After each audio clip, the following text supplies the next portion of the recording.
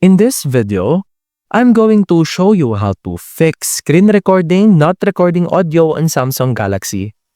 Well, there are various possible reasons or factors that contributes as to why your screen recording is not recording audio. However, the simplest way to fix this is to ensure that you are using the correct screen recording mode. To check this, simply swipe down to activate the quick settings. In quick settings, you can see here the icon for screen recording. Simply click screen recording.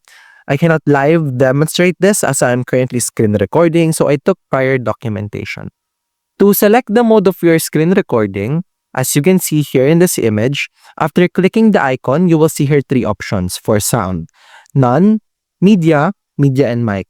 For none, the screen recording will not provide any audio at all. For media, the screen recording will only record the sound or audio coming from the device. And for the media and mic, it will record the media from the device and the microphone sound.